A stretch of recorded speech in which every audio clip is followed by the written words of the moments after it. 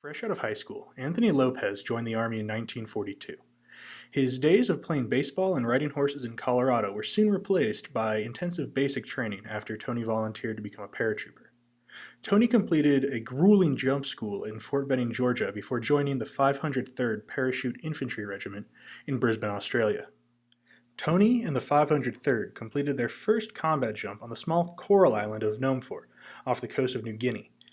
The paratroopers spent 3 months clearing out Japanese positions on the island before Nomfor was declared clear. Tony's unit was next called upon to take the fortress island of Corregidor.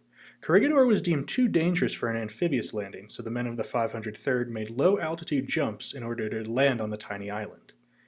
During the fighting on Corregidor, Tony braved an enemy ambush to rescue a fellow wounded paratrooper. During the rescue, both Tony and his friend Bob were shot, as well as the paratrooper they were rescuing.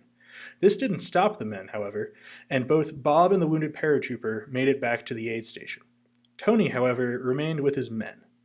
The paratroopers spent the next several days clearing out bunkers, caves, and sniper positions, as well as defending against Japanese counterattacks at night. This did not last long for Tony, however, as the wound in his leg only got worse, so he was evacuated to the aid station several days later. Tony recovered from his wound and in a few weeks was back with the 503rd as they began planning for what would be their final battle of the war. In March of 1945, the paratroopers were sent to the island of Negros in the Philippines. Upon landing on Negros, Tony, now a sergeant, and his men were faced with 6 months of constant jungle fighting.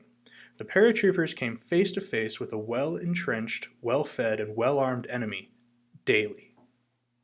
There were not just Japanese soldiers on Negros, however. Tony developed close relationships with the local Filipino population as well, partly because he was fluent in Spanish, so he could communicate with the older natives who had been around since Spain had ruled the islands. Tony even helped form a local militia with the purpose of preventing Japanese soldiers from ransacking the locals' crops.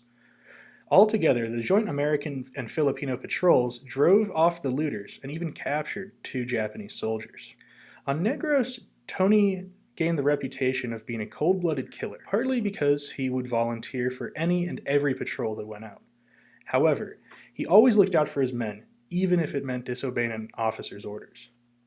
In terms of officers, only one from Tony's unit survived the whole 6-month campaign on Negros, so Tony's leadership was critical in order to keep both him and his men alive. Besides Japanese sniper, machine gun, and mortar fire, Lopez and his men also had to contend with malaria and other jungle diseases. At one point on Negros, the entirety of F Company, Tony's unit, only had 8 able-bodied men being able to fight. Not once did Tony and his men get a hot meal or a warm shower while on Negros. Sometimes supplies were so scarce the paratroopers even had to take turns filling up their canteens at the only clean well in the area with their Japanese enemies. The fighting on Negros did not end on VJ Day. Tony and the rest of his unit were still patrolling the island until the formal surrender of Japanese forces on Negros on September 6, 1945. Tony was shocked at not only how many Japanese soldiers surrendered, around 8,000 they counted, but also how healthy, well-fed, and well-clothed the surrendering men were. After the war had ended, the paratroopers spent their time guarding their new Japanese prisoners and battling boredom.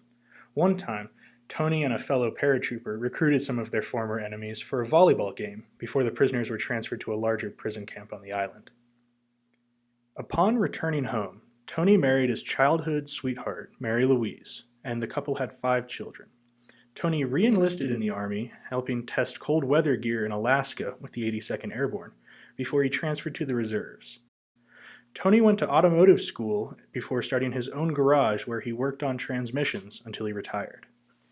Anthony's journey started right after he graduated high school. He spent the first several years of his young adulthood fighting a war thousands of miles from home.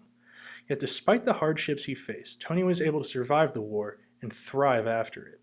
For the rest of his life, Tony remained very active with veterans groups, attending countless 503rd reunions and connecting with and remembering his comrades.